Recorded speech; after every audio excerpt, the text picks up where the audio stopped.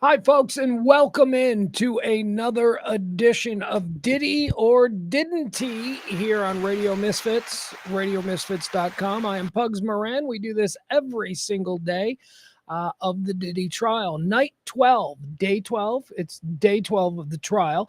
Night 12 of our nightly recap. Diddy or Didn't He? Like, follow, subscribe. Keep up to date with everything that's happening inside the Manhattan courthouse every day with yours truly, Pugs Moran. And also, if you kind of enjoy this style of coverage, check out my daily talk show every day, Monday through Friday. Since 2021, I come in here and I do a lifestyle, hot topic, and trends talk show that has nothing at all to do with politics. That's right. Can you imagine talk radio in 2025 that is entirely driven by politics or seen through a partisan prism? No. We do the rant every day. You can find me. Just Google search Pugs Moran. I'm also on radiomisfits.com. It's the rant with Pugs Moran every day, Monday through Friday, around about 2 o'clock Central Time. And then we get together here and we do this. Diddy or Didn't He? Oh my God, what a wang dang dilly of a day we had there in that Manhattan courtroom as Sean Diddy Combs fights for his very life. Prosecution trying to put him away for the rest of his life. They've got him charged with all kinds of things, highfalutin things, global sex trafficking type charges. I have been pretty critical since the beginning of this trial of the prosecution and their efforts thus far to try and win over the jury, to convince. Look, you don't have to win over the jury and convince them that Diddy's an asshole. The defense is doing a really good job of going, yeah, he's an asshole, but he ain't the level of asshole the prosecution thinks he is. The defense is doing a pretty good job of that. I mean, we're hearing details about him smacking women around and all of these things he's not necessarily charged with here on this particular trial. But, you know, hey, prosecution, they got some highfalutin charges and they're trying to put him away forever.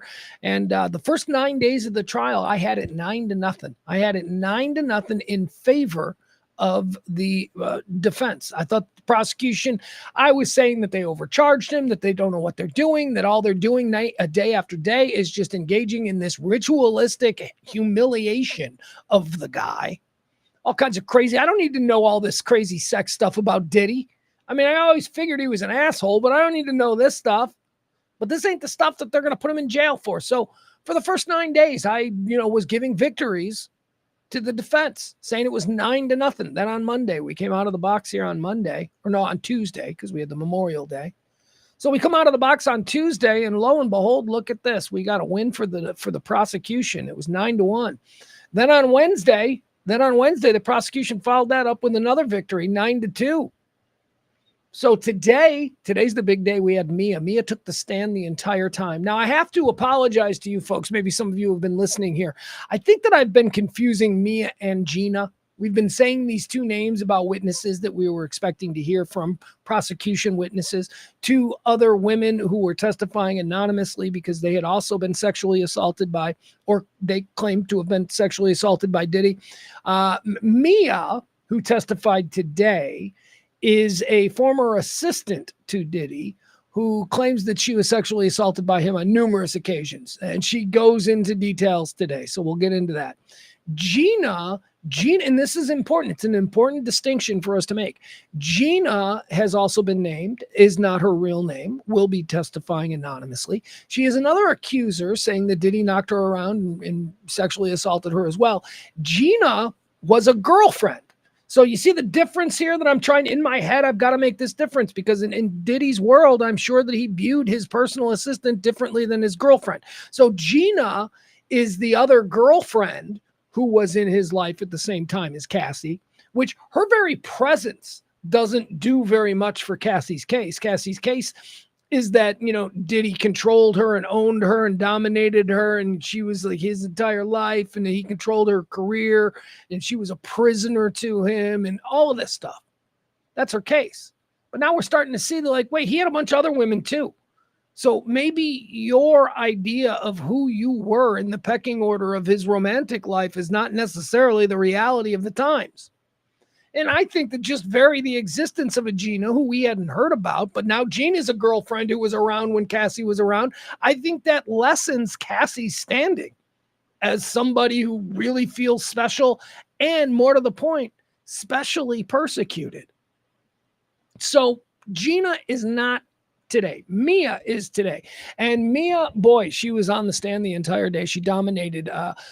Excuse me. I'm still working through a little bit of a throat thing. So without further ado, let's get into day 12, our coverage of the Diddy trial. First and foremost, let's check in on Diddy's fashion. I know I haven't been doing this every day. I started the first couple of days. We lost track.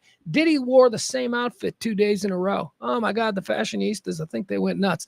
Diddy today, he's wearing a tan sweater with a white button-down shirt underneath it. He spent most of his day very calm with his hands folded politely in his lap. That's Diddy. That's Diddy for today. What else? Did we have anything with Judge Aaron Subramaniam or anything like that yesterday? We were all shocked in the middle of the trial to see that the defense moved for a mistrial. The judge is like, what? Get the...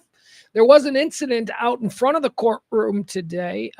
These things have been flaring up. We've had a number of arrests occurring with the various protesters or demonstrators. I'm not sure what we're calling them. Some people pro-Diddy, some people anti-Diddy, whatever. They're all over there. It's a bit of a circus going on. There was an arrest today that I think we can all get behind. There's a video out there circulating. I won't waste your time with it. I haven't seen the video of the actual assault, but what leads up to the assault, what leads up to the assault is something that I think we can all relate to. Apparently, there was a YouTuber out in front of the Diddy trial, and he was doing crazy YouTuber things. You know, the kind of stuff those scamps get into, where they run up to a stranger on the street and thrust a phone in their face and start asking them about, weird sexual questions or whatever, perfectly normal behavior here in 2025. We all see it. I'll tell you, I personally am I want somebody, just fucking touch me. That's what I keep saying. Touch me. Come up to me with the phone and touch me. And I'm not a tough guy. This isn't like, oh, I'm being a tough guy. You just don't touch me. Sorry. You don't come up and you don't touch strangers. I'm not going to participate in your little clickbait game. Okay, dude? Go away, kid. You don't know where the line is. Anyway, you see this a lot. People overstepping the lines. So out in front of the Diddy trial today, one of these YouTubers comes across just a working man. Just a regular ass working man. He's probably got to walk across these goddamn Diddy steps every day to get to his construction job or whatever. And a YouTuber and him, they start going back and forth. And the video is out there. You can see the video. But at some point, the working man goes, kid, you got to realize I'm not the kind of man you can just run up on. I will knock you the fuck out. And of course, the YouTuber, because he's filming it all, is trying to be glib and charming. And he's like, bang, bang, bang, bang, bang, bang. Well, guess what happened? That kid got knocked the fuck out. That dude walked up to him and knocked him out. He went to jail. He didn't make it to his shift. I don't know what he was doing. Maybe he looked like a construction worker or something. He looked like he was carrying a lunch, like a sack lunch. He's a salt of the earth kind of dude. In that minute, he decided that it was more important to him to put a knuckle sandwich in this kid's face than it was to stay out of jail. So he happily went to jail doing something that I think we can all relate to. Knocking a YouTuber the fuck out just for being an asshole. And I say this as a fellow YouTuber. All right, let's move on. What's going on out in front? Actually, when I said that Mia was the first testified the whole day, she didn't. She just kind of occupied all of the talking points that we're going to be doing here. We did get celebrity stylist Deonte Nash. He was on the stand yesterday. He opened up the proceedings today. Cross-examination of him. Let's see.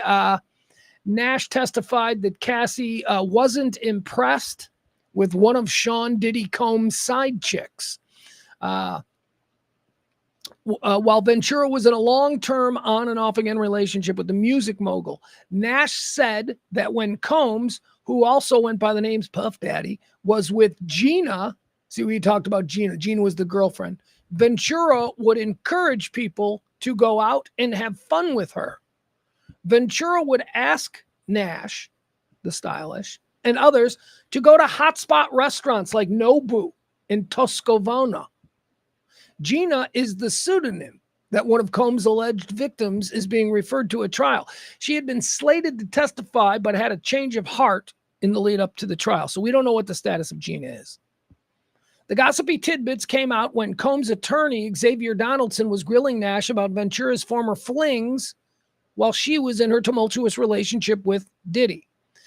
This is where we found out today about, remember, there was an NFL player that apparently Cassie was dating. See, none of this is good. And this is why this all came out on cross-examination. This all came out with the defense now asking Deonte Nash these questions. These are now details that are not good for the prosecution because, again, it paints a picture that Cassie was not nearly as important in Diddy's world as she would have us believe. She would have us believe that she was so important that this man imprisoned her because he was afraid that she was going to leave him and all of this kind of, he would go crazy with other boyfriends.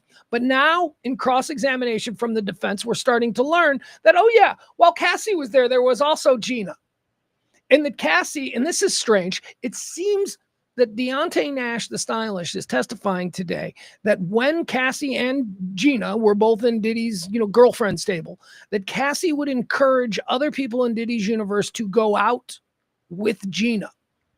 Now, it's confusing if you're not following along, right? So Cassie would say to like the stylist and the makeup person and all that, you guys should take Gina out. You guys should take Gina out to Nobu. You guys should take Gina out. Like she was encouraging them to take Gina out. That sounds nice, right? It sounds like, oh, Cassie sounds like a nice, co-girlfriend. We got a whole Mormon wives kind of thing going on here where she's, encouraging people to be nice to Gina. See, we've been following along, haven't we? So we know that that's not nice at all, not in Diddy's universe. Cassie was encouraging people to take Gina out because Cassie knew that she got in trouble and got beat up by Diddy when she went out. We'll hear the story about the Prince party. We've heard references to the Prince party. We heard about the Drake concert yesterday where Diddy came storming in and, beat the crap out of Cassie because she's not allowed to go out and have fun. We learned about Cassie going out with Deonte Nash, the stylist who's testifying here. We learned yesterday about a time that Deonte Nash took Cassie out to a gay bar and Diddy showed up and lost his shit on everybody. So when we hear now, in reference to Gina, when we hear that Deonte Nash is saying that Cassie was encouraging everybody to take Gina out and get her involved in stuff, we know that that wasn't her being nice. We know that that's her trying to set Gina up to get in trouble because we've been following along. And that kind of character flaw does not play well for the jury.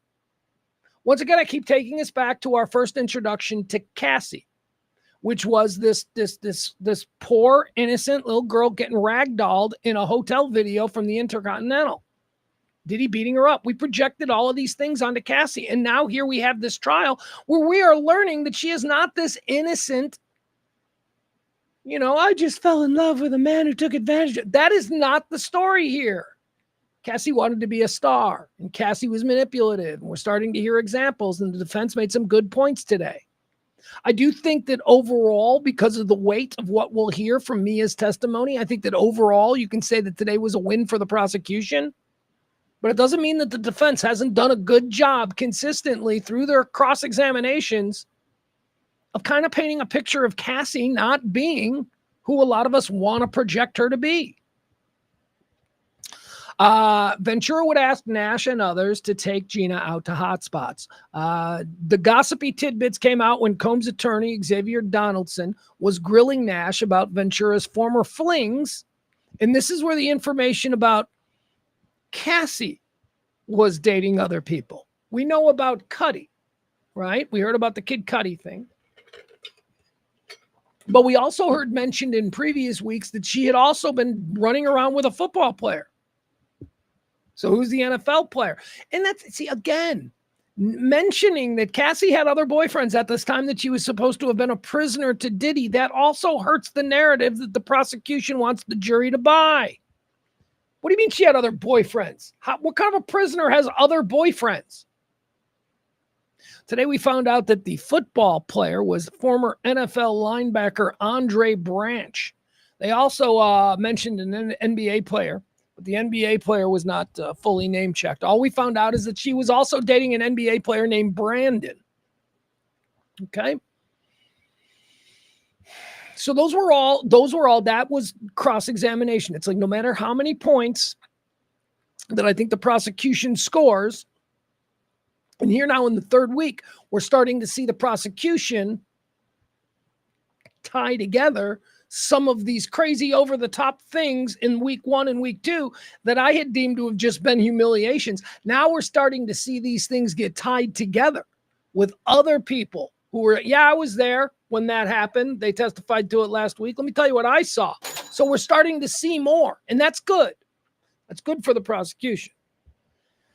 But this sort of slow erosion of Cassie's character, and I'm not even saying that it's character assassination. I'm not saying it's, duplicitous lawyering. I don't know. It all kind of makes sense so far. Look, I never believed that Cassie, again, a sexy wannabe music star for Bad Boy Records, right? I never thought that she was an innocent, okay? And you shouldn't either. That is a world of sex and drugs and manipulation and power and influence. You're not Dorothy off the bus from Kansas, okay? Maybe you are on day one, but that changes very quickly. Mia took the stand next.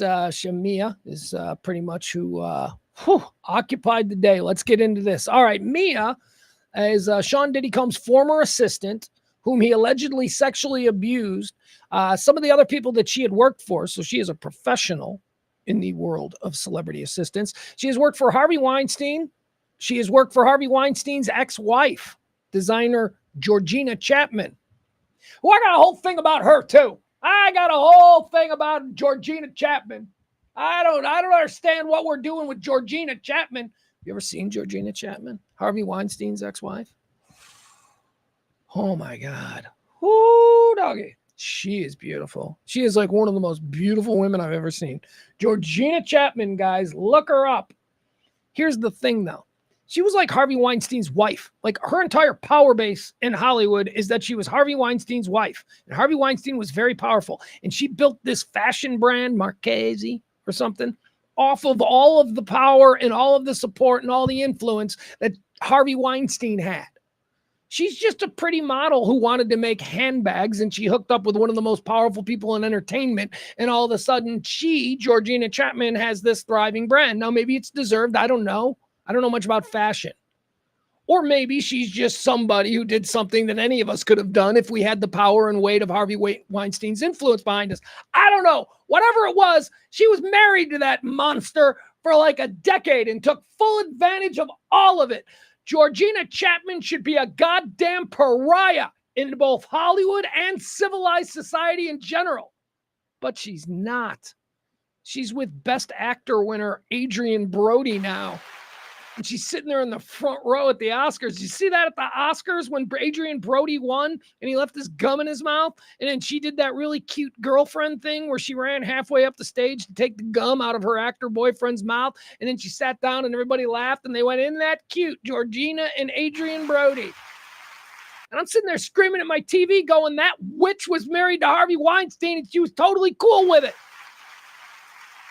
Anyway, Mia, Diddy's assistant who testified today, she also worked for Georgina Chapman. She also worked, and this is where we got this name check. Remember early, a bunch of names were released. Celebrity names that could be associated some way tangentially with the trial. We heard Mike Myers. Well, this is why. It's because Mia was Mike Myers' assistant too. All right, so Mia worked for Weinstein. She worked for Georgina Chapman. She worked for Mike Myers, and then she worked for Diddy. She might be working for somebody now, but she's testifying under a fake name, so we don't know who she's working for, but she is a personal assistant. She worked for Diddy for a long-ass time. A long-ass time. She worked for Diddy from 2009 to 2017. It's a long, quick math. That's 8 years. Is it 8 years? 7. I think so. Do the 7 and 8. Yes, it's 8 years. I am definitely certain. She worked for Diddy for 8 years. And she started being raped by him in like month 2. All right, we'll get into that. Yeah. We know Diddy's an asshole. We know he's an asshole, okay? We know he's a rapist. We know he's a drug user. We know he's a criminal. You just need to align the proper charges for what you can get this son of a bitch on, because I don't think that's what the prosecution's doing here. All right, so let's get back to Mia. All right, so she's worked for Mike Myers. She's worked for Georgina Chapman. She's worked for Harvey Weinstein. Mia said that her first job was working for Chapman, who co-founded the fashion brand Marchesa. Mia's second job was working as the personal assistant for Mike Myers. She said her tumultuous stint working for Bad Boy Records founder Diddy lasted from 2009 to 2017. That is not tumultuous. An 8-year run is not tumultuous. It's a fucking decade. However tumultuous it was, it must have been okay for you to wake up every day for 8 years and keep going. That irritates me. 8 years, tumultuous 8 years. No, tumultuous. It's a tumultuous 6 months. It's a tumultuous, 18 months max. There's no such thing as a tumultuous 8 years. Unless we're talking about World War I or something. I don't even know how long that was. All right. She told, let's see here. Before she took the witness stand, hold on, wait a second. I want to make sure I don't miss anything from Mia, because she was right. All right, yeah, Judge Aram Subramanian, he told everybody before Mia took the stand. Judge Aram Subramanian told the jury and others following the trial, hey, that's me, that she is using a fake name to protect her identity as an alleged sexual assault victim. Judge Subramanian told the public to not in any way, shape, or form document this witness in any notes or sketches. So we don't have any sketches either of Mia. So we don't know who she is. She might be somebody famous. Although if she was, that would have gotten out. Like we've already heard about that. So hold on. Sorry, I was distracted by a little bit of Diddy breaking news, but it's not important. I've already got it here. Before she took the stand, judge told everybody, don't draw her. Don't draw her. Don't tell anybody what she looks like. The judge said not to describe her appearance in any way. Mia told jurors about the chaotic and toxic environment and the physical abuse that she endured in these tumultuous 8 years. Quoting here now, Mia said it was chaotic. It was toxic. It could be exciting. The highs were really high and the lows were really low. He's thrown things at me. He's thrown me against the wall. He's thrown me into a pool. He's thrown an ice bucket at my head, Mia testified. He has slammed my arm into a door and he's also sexually assaulted me. We will hear all of those charges in Mia's testimony today. But again, 8 years she worked for him. And, she says the highs were really high and the lows were really low. So it sounds to me that you did a law of averages evaluation during your time of employment for him and you decided to stay because the highs were high. They were so great. We had so much. And yes, it was bad at times. This is a you decision. And, I say this, people who know my career, how weird I've been with jobs. I mean, I have just walked out on jobs, and people are like, why would you do that? And I'm like, because it just wasn't right. So when I hear somebody who's stayed in his employ for 8 years and describes being raped after 2 months, I wonder, God love you, sweetie, but this was a you thing. You made this decision. Now, she'll go on to explain today in great detail why it is that she didn't go to the police, why it is she never quit. But I'm not buying it. I'm just not buying it. If it's as bad as you are portraying today on the stand, why were you there 8 years? It becomes a you thing. At some point, personal responsibility, self-preservation, your own mental, emotional fitness. You've got to make a decision in your life. And we're hearing all of these details. She's going to give us details. They're shocking. They're terrible. He did terrible things. We know that. But I'm not a bad guy for playing dad here, okay? I'm sorry, I can't get out of this dad role. Baby girl, what are you doing? Her family's from Connecticut. I mean, that's a train ride for Cassie. I mean, if she was true, I mean, all right, let's get back to Mia.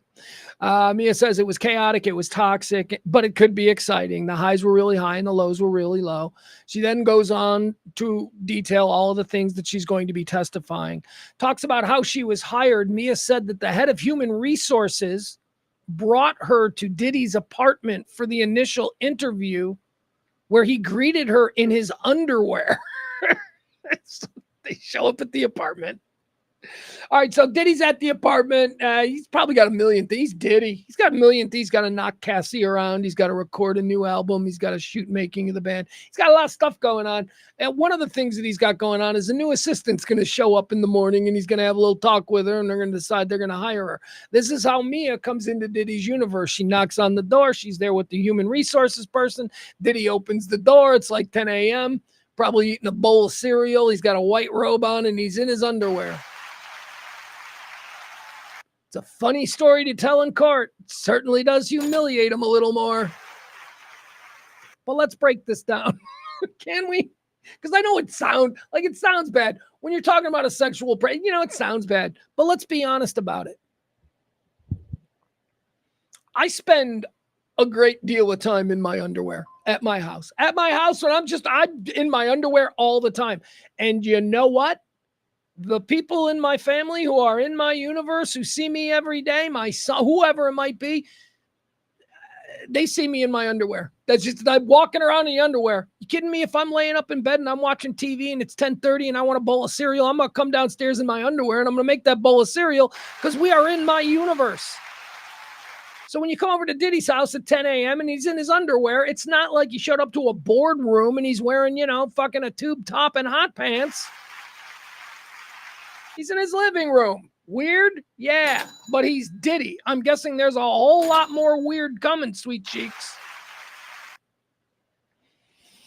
All right. So Mia said the head of human resources brought her to Diddy's apartment for an interview where he greeted her in his underwear and a bathrobe. She said that when he opened the door, he was half naked and on the phone. It was at this point that the head of human resources for Diddy International, I'm guessing. That's not what it says here, but I'm guessing. Her name was Vashta Wilson. She left. At that point, she left. She opened the door. She said, Diddy, here's the assistant girl. And then she left. And Diddy's there on the phone screaming at somebody in his underwear, eating a bowl of cereal. I imagine him eating a bowl of cereal. Mia testified that she worked round the clock for the music mogul, once giving 5 days of effort without sleep. Hey, I want to know what she was paid. Remember, we learned yesterday one of the assistants made $60,000 a year. And we made note of that because we learned the week before they had an assistant that was making $125,000 a year. And we're like, oh, this assistant made $125,000. This assistant made $60,000. I wonder what Mia was pulling down. We didn't say, but she does talk about how she worked and worked and worked and worked and worked. Mia said she would take her extra strength ADHD medication to help her stay awake, which eventually led to an emotional breakdown. She said, I had a full breakdown, Mia told the jury. I remember my hearing went. I felt like I was underwater. My equilibrium was just way off. She said she had blurred vision and she saw lights that weren't there. It's a quote now. I burst into tears and I couldn't stop crying. Combs finally allowed her to go to sleep after the meltdown, she said. That's an interesting story. It's a terrifying story to believe it on face value that he didn't let her sleep. So did he sleep? I mean, didn't you sleep when he slept? So, I don't know. That's terrible. That sounds terrible. And, I don't know. That's true. Yeah, that sounds like a terrible working environment. Can't believe you stayed for 8 years. Okay. It's 8 years. Mia said that she started living at Combs' home around 2009 or 2010, and that he told her, this is my house. There will be no locks on any doors in my house. He told her her room was just a place that she was staying and that it was his house. Meanwhile, Combs' 4 male live-in security guards were all allowed to lock their bedroom doors. One had a deadbolt and another had a keypad. Well, yeah, you didn't give a shit what's going on in this boy's room.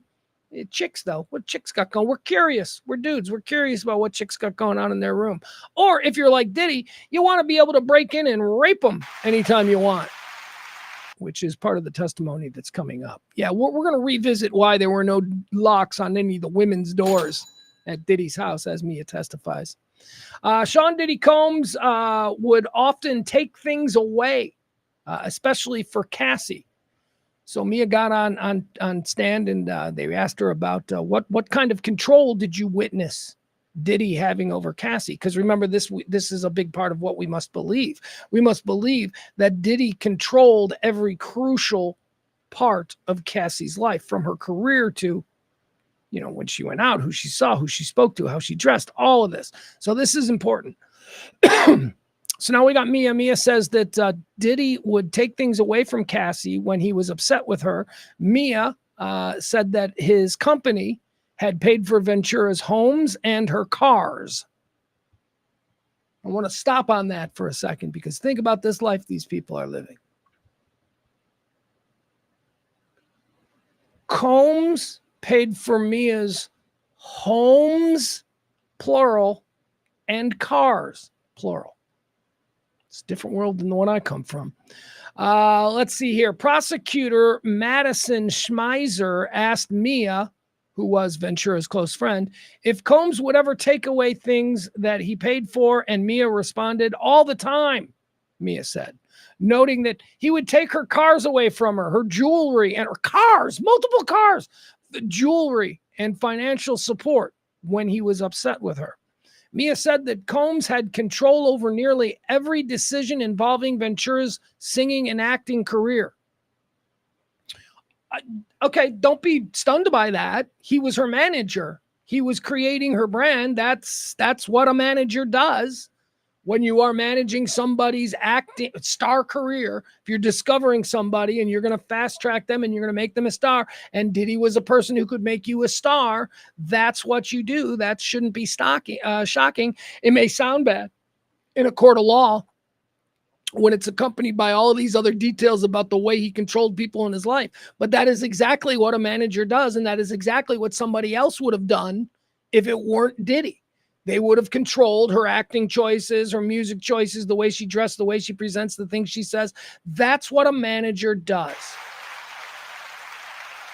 Let's see here. Mia also testified about a number of instances where she witnessed Diddy knocking around Cassie. Mia testified about the time that she witnessed Diddy hitting Cassie.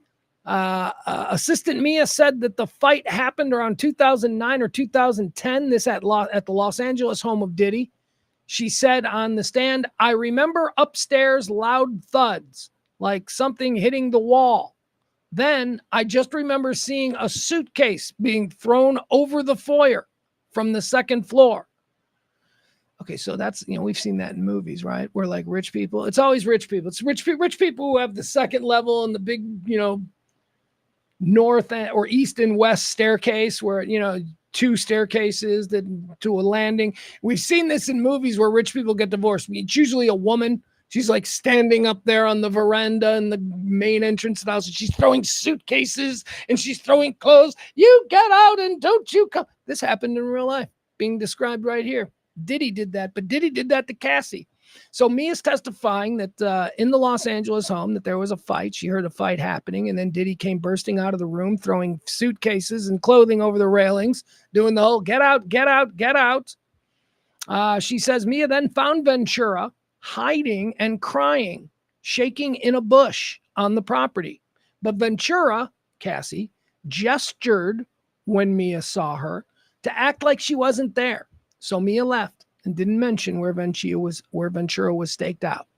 So big fight she witnesses. She doesn't see any of the actual physical violence, but I think that we're all, smart enough to be able to put it all together. We know what was going on. And then after the big fight, she was outside and she found Cassie shaking and crying, hiding in a bush. And instead of saying, hey, Cassie, how are you? Is everything okay? Cassie sort of suggested her move. Go, I don't want him to know I'm here. So Mia just ignored it and just went about her day. Just another one of the 8 years worth of days where she stayed there. I bet she was fired too. I'm thinking all of these assistants who have these terrible things, I bet they were all fired. I bet none of them left because they had just had enough. I bet they all, I don't know. We'll have to find out why Mia left. I don't know if she testified to that. Maybe tomorrow. Cross-examination. The defense will probably get into that. Mia describes another beating that she witnessed. This is the one that Deonte Nash, the stylist, told us about yesterday. Remember, I think this is the one where we also heard this from Cassie too. So now this is the third time we've heard a point of view on this fight. This is the fight where Cassie was thrown across the bed and she smashed her head on the end table, causing a gash above her eye. Diddy comes into the room. She's getting her makeup put on for some event that they're doing. Diddy comes storming in the room. Answer your phone, bitch, or whatever, right? And he picks her up and he throws her. And this was in front of Deonte Nash, the stylist, and also in front of Mia, who was the personal assistant at the time. So now we've got 3 people saying that, yes, this happened. Cassie has testified to it. Mia is now testifying to it, and we heard it from Deonte Nash yesterday. Mia describes another beating. Let's see here. Mia also testified about once trying to intervene to stop the music mogul's attack on Cassie. He threw me against the wall so quick and so easily. I realized we were in real danger, Mia said, noting that stylist Deonte Nash also tried to stop the assault. Remember, we heard about Deonte Nash. Remember, Diddy put Deonte Nash in a chokehold, put him up against the wall, said, I'll fucking kill you. Well, that's what was happening. So Diddy comes into the room, bitch, pick up your phone, starts beating Cassie. Mia jumps into Cassie's defense. Diddy puts Mia into the wall, what she just described. He threw me against the wall so quick and so easily, I didn't realize that we were in real trouble. And then yesterday we heard Deonte Nash, he got involved here, and he got put down pretty quick and put in a chokehold by Diddy. So now we've got 3 people who got a little fucked up by Diddy. Diddy didn't relent, and he threw Ventura across the bed where she cut her face on the end table. She just started gushing blood, Mia testified. Combs instructed Mia to call a friend who had a doctor connection and to tell them that Cassie was drunk again and hit her head. Boy, that sounds like classic abuser stuff, right? She drinks a little, she falls down. Combs instructed Mia to call a friend. All right, now we're going to talk about the Prince story. We've heard mention of this Prince story. Diddy did not want Cassie going to this Prince event. Prince was throwing a private party. Cassie ended up going. One of the people that Cassie went with was Mia. Apparently, Diddy lost his shit. We've heard a couple of different versions of this story, but now let's get some details from Mia. Ventura and Mia snuck out to an exclusive party being hosted by Prince without the knowledge of Diddy. But Diddy eventually showed up, caught up to Cassie during the party, and had her on the ground in a headlock, Mia told the jury.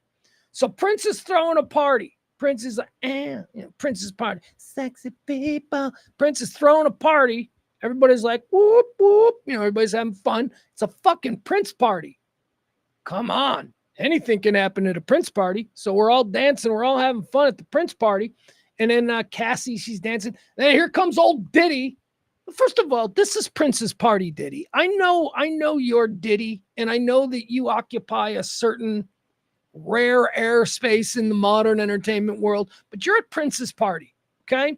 You're walking into Prince's party. Show some fucking respect. I know that you're different, different eras maybe. I don't know, whatever. But it's Prince. Yeah, it's be like you never saw Peter Fonda show up to a Bob Hope party in 1975 and start wrecking house. No. But Diddy did. Diddy shows up. Everybody's dancing. It's good, cool Prince vibes. Diddy tackles Cassie, puts her in a headlock. Here's the best part of the story. All right, this is what we haven't heard about this Prince party. We've heard that Diddy showed up at a Prince party and dragged her ass out of there, and we didn't hear the details until today from Mia. We didn't hear about tackling her on the dance floor, putting her in a headlock. We certainly didn't hear about this. Guess what happened immediately? immediately as Diddy tackled Cassie in front of all of these people and started, basically beating her up there in public at a Prince party, guess what happened? Diddy got swarmed immediately by Prince's security. Prince's security don't fuck around. Prince's security handled it and apparently dragged Diddy out of the party. You don't do that shit at Prince's party. What are you, nuts? But Diddy, look, Diddy's a big star. We know this. He's one of the biggest, most powerful and influential people in entertainment, certainly in music. But there's got to be a couple people that he's got to be respectful around. Diddy's got to be respectful around Madonna. You can't, Madonna can't allow Diddy to big timer, right? Madonna's like, fuck you, Diddy, I'm Madonna. Maybe Springsteen, although I don't ever see those two crossing paths, right? Like, I don't see that being a thing. But certainly Prince. Prince is another one of these guys. Diddy, come on. Show a little humility. Don't go disrespecting Prince's party with this kind of idiot behavior. Okay, so Diddy eventually did show up. He caught up to Ventura, tackling her on the dance floor and putting her in a headlock. It's like he started to attack her, but Prince's security swiftly intervened, Mia recalled. After the two women went to the party, Mia was told by the head of human resources that she was suspended without pay and was in big trouble for being insubordinate. So Diddy shows up at the party. He sees Cassie. He tackles her. Diddy gets a little humiliated because it's not Diddy's world, he found out really quick. It's Prince's security detail's world. And Prince's security detail, look, here's the thing I think you don't do in Prince's universe.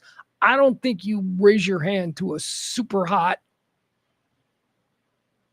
tiny, racially ambiguous smoke show chick. You don't do that.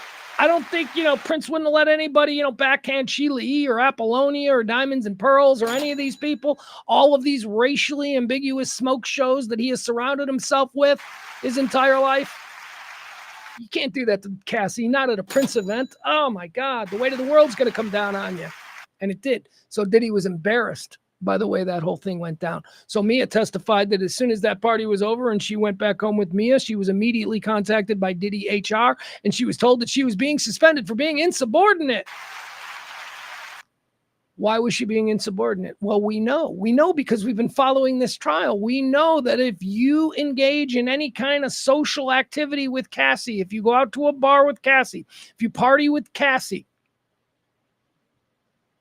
you're being insubordinate because Diddy has made it clear that you're not allowed to do that. Now, let's go back to the conversation with Gina. Remember Gina? We were talking about Gina, who was also Diddy's girlfriend earlier today, Deonte Nash, the stylist.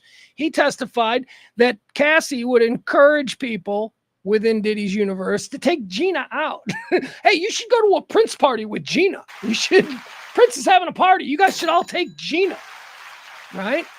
So if you're not following along, you think that's an example of Cassie just being nice. But if you are following along, you're like, oh, Cassie was setting Gina up to get her, get the shit kicked out of her. So that's the story of the Prince story that we've been hearing about from a couple of different people. Now we've got a new one. These are some big, there were some bombshells that Mia actually threw out today that we hadn't heard about. We hadn't even heard tale of. Famous trip to Turks and Caicos, the exotic island locale. Diddy probably went out there, probably did some jet skiing. See these hip hop guys, they're all into jet skis. Hey, you get them on a body of water, they're on a jet ski. Anyway, they're down there in Turks and Caicos, jet skiing it up, I'm sure. The three were on a trip. They were in Parrot Cay. This was back in 2012 when Mia was awoken by Cassie one night, who was running and screaming through the resort. Cassie was screaming, "You got to help me. He's going to kill me," Mia testified. The two women then barricaded themselves in a room, blocking the door with furniture as an irate Diddy banged and screamed to be let inside. They snuck out of a back door and ran down the beach away from him. The pair had to flee him a second time on this trip when they laid flat on paddle boards off the shore while Diddy ran along the beach screaming and irate, trying to find them. Well, that's kind of humiliating. You hear about that? Like, just You're Diddy. You know, you think he's just, where my bitches at? Where my bitch? You know, he's just like, he's walking on this private beach, because I'm sure it's a private beach. Diddy ain't it fucking, you know, the Holiday Inn, Turks and Caicos. He's walking on, so where my bitches at? He's probably wearing all white. I imagine he's wearing like white cotton pants and like a white linen shirt. Where my bitches at? And they are laying on like paddle boards. Shh, shh. He's too stupid. He will never find us. That's kind of humiliating. They snuck out. Okay, so it says here they had to flee him a second time. They were laying flat on paddle boards as Diddy ran along the beach, screaming and irate. But then the weather turned, Mia testifies. She said that while they were waiting him out, the weather began to turn and they had to decide. She says, here's what Mia says: I was trying to weigh whether it was scarier to face Mother Nature or go back to Puff. Well, okay. It's a great statement, very powerful, very theatrical. But you went back to Puff, didn't you? Yeah, you did. You did. You went back to Puff. There really was no choice. That's a very dramatic thing to say. What are you doing? I get it. A free trip to Turks and Caicos is fun. You know, you're staying in a nice resort because Diddy's paying for everything. But then you go through this bullshit and you're like, well, see you at work on Monday. I mean, seriously. I mean, good Lord. Hey, Diddy doesn't sound like he was all bad, though. Check this out. Diddy apparently would do these big yearly trips to, what's that place where all the idiots go in Nevada? What is it? Nah, not Las Vegas. I like Las Vegas, although a lot of idiots in Las Vegas. Burning Man. Burning Man, that's what it is. You know where all the rich idiots go and they live in the desert and whatever for like a week and they do all kinds of drugs?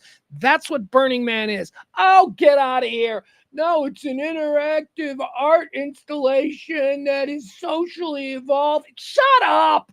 It's a place for rich fucking tech douches to go to the desert, drop all kinds of acid and act like they're, I don't know, normal. And that's not normal. You know what I mean? Like they don't act like rich, whatever. My point is this. It's a terrible thing. Burning Man. Let's end it. Let's make it a rule. How do we end Burning Man? Anyway, Diddy was going to Burning Man. Diddy was going to Burning Man. He brought a whole crew along with him. And Diddy forced people to play drug guessing games at Burning Man. So here's what he'd do. He would put like all kinds of drugs out on a table and you'd go around I guess what people sitting there, and everybody would have to do a drug. And then they'd have to tell you what drug they think they just did. That sounds like a terrible game. That game sucks. Oh, man. I didn't want to be up for the next 4 days. Why didn't you tell me that was ice that I just snorted? Anyway, Combs orchestrated a drug guessing game using white powders of cocaine, ketamine, and Molly during Burning Man. The Bad Boy Records founder laid out 3 white powders, and one was Molly, one was coke, and the other was ketamine. When it was Mia's turn, she got nervous and tried to opt out of the game, but Combs wouldn't let it go. Mia tried taking a snort of the drugs, but Combs got close to my face, she testified, and was upset that I was faking it. He eventually separated a dose for Mia to snort, which she did, but here's what she said. But when I got away from him for a minute, I blew a lot of it out because I was so scared of watching what ketamine did to other people, she testified. So, so this is important for a couple of different reasons, because now forcing people to take drugs can be tied into the imprisonment and not allowing them to make the right decisions for themselves. So this testimony right here is very good for the prosecution. And I think this testimony here is one of the most important things that we've heard from a prosecution witness so far that hasn't been completely undone by the defense the next day. So we will see. But this is, as I say, I think this is important because you've got somebody now testifying that drug use was mandatory. So what happens when you take drugs? You're not in your right mind. So when you're not in your right mind, you now you've got at least an entree to be able to start making a case that these people were being imprisoned against their will and they weren't making. So anyway, that's why I thought that was important. Mia also talked about Diddy himself, about how Diddy liked to get high all the time and at the most inappropriate times.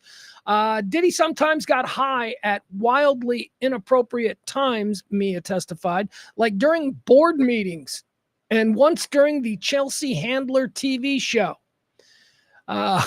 So I don't know. I assume everybody on those like TV shows, those Bravo shows are all a little something. Like you're on a Tonight Show and here's what I'll say. Go to YouTube and just pull up any Robin Williams with Johnny Carson. Just go ahead. As a matter of fact, almost anybody who was kind of wild and over the top, just do that, put their name and just put Johnny Carson. And then you will see somebody on a TV show under the influence of insane drugs. Robin Williams was all coked out of his mind on every TV talk show appearance he ever did. It's why they were all terrible. Oh yeah, that's right. Listen to this guy. The one guy in America who thinks Robin Williams is wildly overrated. That's me. Anyway, did a lot of coke and a lot of that coke humor. I'm not a big coke humor guy. All right, now we learned about another thing. We'll call it the spaghetti and tampon incident. Mia told of another time that she saw Diddy's rage. Sean Diddy Combs once threw a bowl of spaghetti at his live-in assistant, Mia. Why? Because she was trying to go to a room to change a tampon. That's right. She needed to change her. Remember, Mia was living with Diddy, remember, and she had no locks on her doors or anything like that. Sean Diddy Combs once threw a bowl of spaghetti at his live-in assistant for trying to go to a room to change a tampon. Mia said the incident unfolded around 3 a.m. at Combs' Los Angeles house where she lived. Mia said that Diddy told her to, quote, go get everybody. All right, so let's not get too far downfield. It's 3 a.m. It's 3 a.m. in Diddy's Los Angeles home. It's 3 a.m. And he's like, go get everybody. We're going to play basketball. What the fuck? It's 3 a.m. Go get everybody? All right, let's not get sidetracked. Mia said the incident unfolded at 3 a.m. at Combs' Los Angeles house where she lived. Mia said that Diddy told her to get everybody, but she started heading off to her bedroom so that she could change her tampon. Mia testified he was upset. He said, we need to go now. He went off on a really humiliating rant in front of everybody, Mia testified. There was blood dripping down my leg, and I said, I'm on my period. I just need to change my tampon. He immediately had a bowl of spaghetti in his hand, and he threw it at me. I'm like, what do you mean? What do you mean he immediately had a bowl of spaghetti in his hand? It's 3 a.m. You're in Diddy's Los Angeles house. He wants you to get everybody together. Let's roust the posse. Let's go out. 3 a.m. Let's go. She's like, I need to change the tampon. And then suddenly Diddy snaps his finger. He's got a bowl of, he's like fucking with Bewitched now. He's got a bowl of fucking spaghetti in his hand and he just chucks it at her. That is awesome. He went on a really humiliating rant in front of everybody, she testified. There was blood dripping down my leg. I'm on my period. I just need to change my tampon, I said. He then immediately had a bowl of spaghetti in his hand and he threw it at me and started aggressively cursing me out like I had to get the hell out of his house, Mia said. Then Combs chucked a bowl of spaghetti at her, which missed her by a couple of arm lengths. Yeah, she said that. She said that in front of him. He's sitting there. You know what that is? That's a dig. That's a masculine dig. Yeah, he threw the ball of spaghetti at me, but he throws like a girl. Ha ha! You suck. He totally missed me. Wasn't even close. Diddy's not an athlete. Diddy never had the makings to be a varsity athlete. That's what she said. She testified to that. Let's see. Other things that Combs, over the course of her employ, had thrown at Mia. A computer. And turkey meat. All right, that I'm guessing that's a Thanksgiving incident. I'd like to hear more about that. I'd like to hear about the great turkey meat fling. All right, that's enough of the silly, stupid stuff. Let's get into what Mia was really there to talk about, and that was her own experiences with sexual assault and the allegations that she has made publicly against Diddy. It's why she's testifying under a fake name. It's why we're not allowed to see pictures of her or know who she is. Mia claims that on multiple occasions over the course of her 8-year employment with Sean Diddy Combs, that he raped her numerous times, forced her to do sexual things numerous times over the course of 8 years. I don't know how that happens a second time. I don't. I try to be as understanding and I try to be thoughtful on these issues. And I know that I'm a man and I live in a different world than women, but I'm sorry. I have difficulty finding out how someone is raped more than once by the same person. Especially when they're not cellmates, okay? I get it if you're cellmates. I get being raped by the same person every night for the 5-year stint you're in prison. I get that. But like out in the real world, like I don't know. Okay, so let's get into this. Let's treat this very seriously.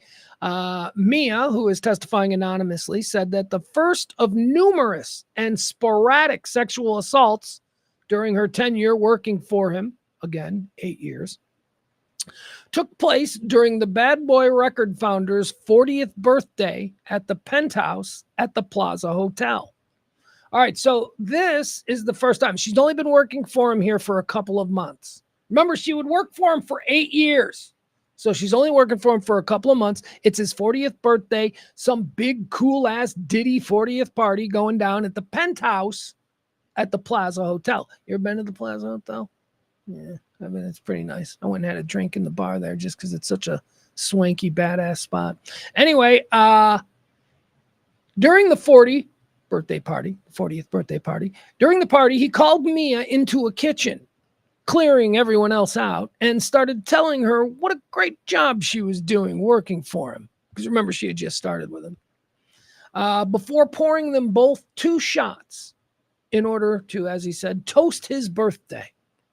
Mia testified that the shots affected her much more than normal, and the next thing she knew, Combs was kissing her and putting his hands up her dress. She said here on the stand, she said, he put his arms against my head and then rested his body against mine against the wall. He leaned in to kiss me and put his other hand up the side of my dress, she testified, noting that she didn't want him to kiss or grope her. All right, he did it. The next thing she remembers, she woke up sitting in a chair in a meeting room of the penthouse with no recollection of how she ended up there. Now, this is troubling to me because I needed more, and maybe we'll get more on cross-examination, but that is an incomplete story. I'm sorry. All right, so you're at his 40th birthday, but you're saying he sexually assaulted you. You're at his 40th birthday party. He clears everybody out of the kitchen. You've got this moment alone with your boss, and he's like, I love what you're doing, baby. He's doing that whole thing. It's obvious. You're not a babe in the woods. You know what is going on. He's throwing some game your way. He kisses you. And he touches you. And then you wake up. You're like, the next thing you know, you're sitting in come on, man. That's not the next thing I know. I was just in a room and it was 8 years later. What? Come on. All right. There's not enough there from look, he's a creepy boss. He's a guy you shouldn't have been working for. He's a guy who you should have been like, I don't want to work for a boss that's doing this. And I have no problem with this either. If you were somebody who went, I don't have a problem sucking my boss's dick. If that's a choice that you make as a free thinking liberal adult, God bless you. Okay. But don't act like, it wasn't a choice that you made. The next thing I remembered, I was sitting in a chair in a meeting room of the penthouse with no recollection of how I'd ended up there. She's quoted as saying, he was my boss. He was a very powerful person. He was to me, although he's younger than my dad, I looked at him as an older adult. He was the boss. He was the king. He was a very powerful person, Mia told the jury. Okay. So you're admitting that you were lucid and contemplative of all of the different moving parts of this situation. He's your boss. You work for him. He's so powerful. He's this, he's that. And that's why what? You didn't run to the police and say assault charges, or why you didn't quit your job. It sounds like a terrible job. I mean, if it truly is the kind of thing that's going to have you crying on the stand in 2025, why didn't you fucking quit? It doesn't sound like it was as bad then as you're making it seem now. All right, now that's just the first example. And I went a little hard on her here, and I don't know that I can do that with this next example because it's been more detailed and it seems to be a bit more obvious, okay? Mia, who became close friends with Combs' girlfriend, Cassie, never told Ventura about the alleged assault at his birthday party. The second assault occurred one night when Mia woke up. Remember, in her bedroom, she's living in Diddy's big fancy place. Diddy doesn't allow any of the girls to have locks on their doors, right? And he said, "This is my house. This is a room you're just staying in." That's his argument. We've heard testimony to this. It says here, one night, Mia woke up to, quote, "the weight of a person on top of me." Her voice now breaking on the stand. Mia described how Diddy quickly undid his pants and raped her. I remember, here's her quoting now, "I remember it was sort of like him telling me, shh," Mia recounted. "It happened so fast, using one hand to get his pants or whatever off. She said she froze and felt terrified and confused and ashamed and scared." I'm sure those are all very real. I mean, my God, I can only imagine being taken sexually against your will, right? Goodness. I'm a guy, so I come at this from seriously, my next thought was, really? Is it going to be that bad? I mean, but I'm a guy. So I come at it with a completely different mindset. And, it's not the same thing. I understand it's not the same thing. She says, "I remember it was sort of like him telling me, shh. It happened so fast, using one hand to get his, pants off or whatever." She said that she felt frozen and that she felt terrified and confused and ashamed and scared. When prosecutor Madison Smizer asked Mia if she wanted to have sex with Combs, Mia sobbed and responded, no, she didn't. All right, so that's a flat out rape. Okay? That is a flat out rape. She's sleeping. The guy whose house she's sleeping in comes into the room, rapes her. It's flat out rape. He's a rapist. That seems like that should be 20 years? So why aren't we just going with that? Why aren't we charging that? That is a flat out rape. So now we go to a third assault. How is there a third assault?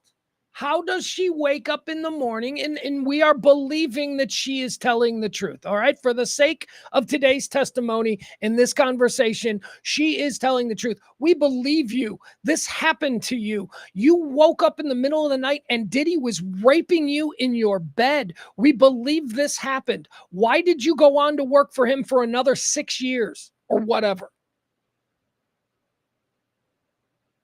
The first part of that being true, that he broke in and that he raped her and that she was raped and that she is a victim of rape, that is all true. And that doesn't mean that we can't ask the next question.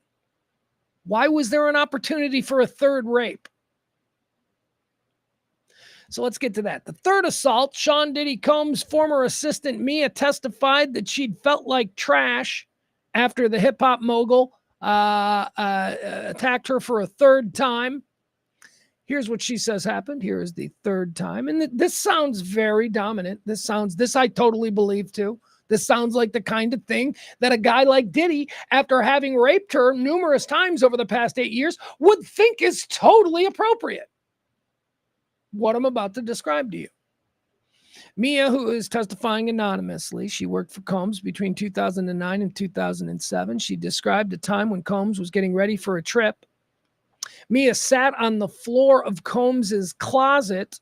And by the way, we're talking about a rich person's closet. So this is like, This is like the largest master bedroom probably that you've ever been in. But it's a closet. For Diddy, it's a closet. For us normal people, it's like the most kick-ass gigantic. It's like a 5,000 square foot master bedroom. Anyway, so Mia's sitting on the floor of Combs' closet, helping him pack for this trip, when he abruptly stood up and forced her to give him oral sex. Mia said that she felt like trash. She felt scared and ashamed. She felt like an idiot. This was just one of the alleged times that he sexually assaulted and raped her, she claims. Combs' former assistant, Mia, testified that she never said no to the hip-hop mogul when he sexually assaulted her because, quote, his power and control.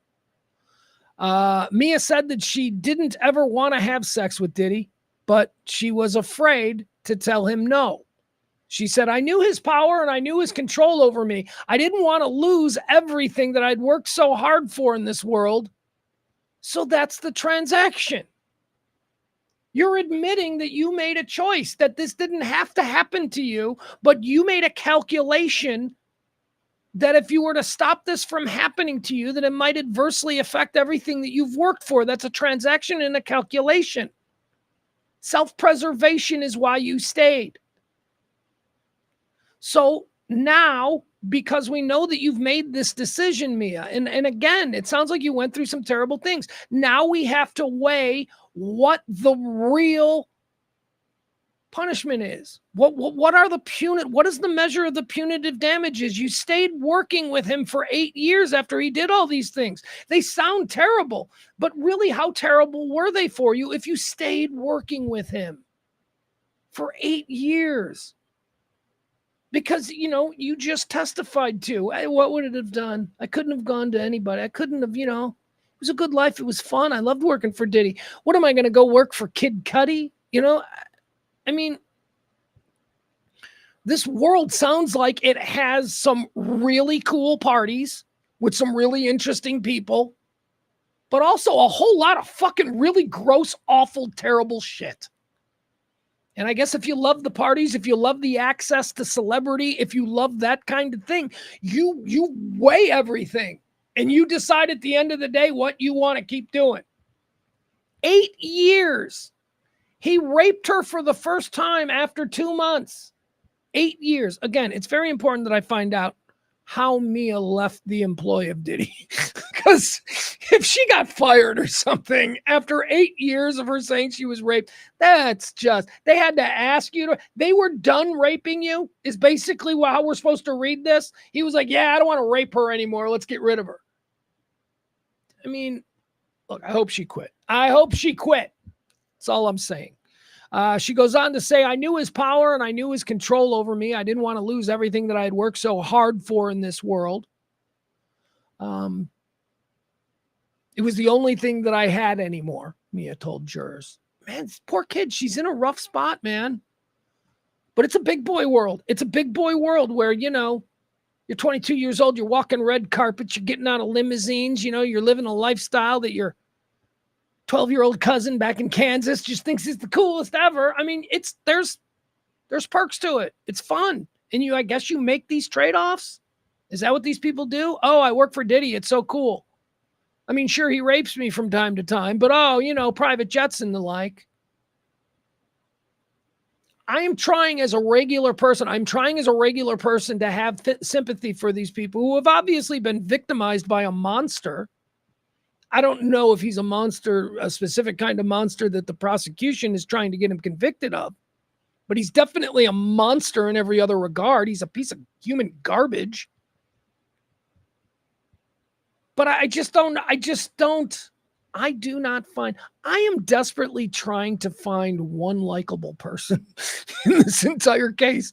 A likable person who isn't the judge. The judge is the only likable person that I have seen in this trial so far. Trying to think. I mean, sure, maybe some of the police officer or the arson investigator. I'm not casting any judgment on them, but they were just there to give facts, But as far as people who were part of the whole lifestyle and all that, there's not been one likable person. Maybe Cudi. Cudi seemed pretty cool. Cudi seemed, yeah, you know what? Cudi is likable. Kid Cudi came off as likable. So you see him, Kid Cudi, walking into court. He's dressed like the Fonz. He's got a white T-shirt, a black leather jacket, and he's just like ripping cigarettes. He's just like ripping. Like, who? First of all, who still smokes in 2025? He just looked cool. Is all I'm saying. Cudi looked cool when he walked into court. Why didn't Mia go to the police? Let's get into that. Here's what she has to say. Sean Combs' former assistant Mia testified about the slew of reasons that stopped her from ever going to the police about the numerous times the hip-hop mogul sexually assaulted her. All right, so she gave us 3 different examples here of when she believed. One we don't know, because remember, he was kissing her and then she woke up in a chair. So we don't know. Second time seems pretty cut and dry. No locks on the doors. Shows up in her bedroom in the middle of the night. She gets raped. She's telling you, he raped me. Third time, blowjob. That's the blowjob, bitch. I'm going to dominate you right now. I'm just going to show you. All right, blowjob. Those are the 3. She says why she didn't go to the cops. Mia testified about the slew of reasons that stopped her from ever going to police. Mia detailed how she felt controlled by a powerful Combs who was prone to violent rages. She also said that she was worried that she'd get blacklisted from the entertainment business and felt that the cops were too enamored with Diddy to take her claims seriously. Mia then described once getting pulled over while driving when she was rushing to meet Combs for work, but her license had lapsed, so she was driving on an expired license. She says, I was panicking because I didn't want to get in trouble with Diddy by being late, Mia said. It was the only time that I've ever name dropped, Mia testified. The female police officer who had pulled her over wanted proof of Mia's association with Diddy. So Mia put Diddy on the phone. The second I handed the phone to the officer, she started laughing, saying, oh my God, Puff Daddy, I just love you. Just this whole excited conversation. And then she just let me go. I was not given a speeding ticket. All right. Well, so Mia says she never went to the police for a myriad of reasons. She says that she felt the police were on Diddy's take. I don't believe that. I'm sure she gave an example there. That's a speeding ticket. Okay. I don't know that a cop that'll let Diddy go out of a speeding ticket is the same cop that's going to let him go out of beating up Cassie or you or raping you. I don't think it's the same thing, but okay. I think that she also detailed, some of the other reasons why. Talking about, what did she say? Let's put it in her own words. She says she detailed how she felt controlled by Combs. She felt that he was prone to violent rages, so she was afraid to go to the police because of what he might do. She said that she was also worried that she'd get blacklisted from the entertainment business. See, that's another part of your calculus. And I get it, but that's not something you should say on the stand.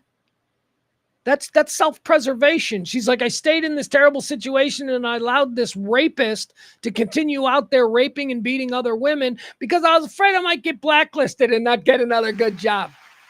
That's not an admirable reason. I mean, I guess when you're making your list of reasons for not going to police, you include that because you want it to seem like, you got a bunch of reasons, but that's not a good one. That's an asshole's reason. You're going to allow this rapist, this man who did this thing to you and probably the thing to other people, you're going to allow him to continue doing his raping stuff because you're afraid it might affect your job prospects. Again, that's not admirable. That's not admirable. All right, that's it. Mia was done for today, and they wrapped up court. Again, thank you to Judge Aram Subramanian, who is keeping this thing on a tight schedule. Good job, Judge. Tomorrow, we're going to start out with Mia back on the stand. This time, the cross-examination of Mia by Sean Diddy Combs' defense team will begin. So we'll see if all of these things that were very positive, I think it was a very positive day for the prosecution overall. I am giving the prosecution the win. Although the defense also did do some more good work with trying to build this counter narrative that Cassie is not this little sweetie, that she's not this innocent little. I think the defense did a good job of that today, too. Tomorrow, be interesting to see. Be interesting to see if some of the things that Mia testified to today that were so interesting, the spaghetti and tampon incident, Turks and Caicos laying on the boogie boards, trying to hide from all the things, the Prince party.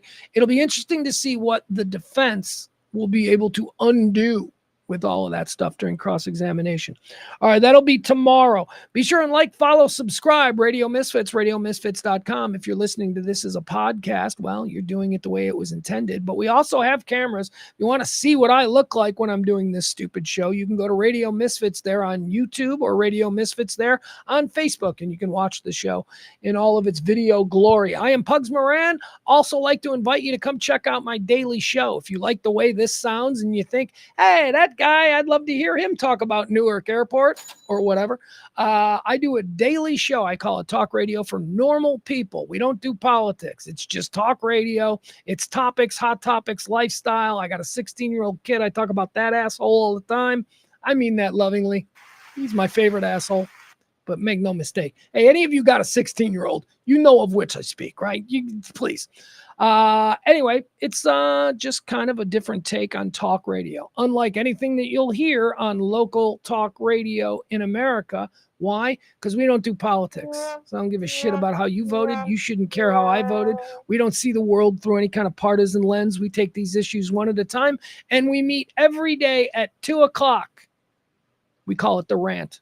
And I'm Pugs Moran. You can find that at radiomisfits.com as well. Or you can just Google search me. Just Google search Pugs Moran. You'll find all my links. The Rant with me every day, Monday through Friday, 2 p.m. Central Time since 2021. Yeah, that's the other important part.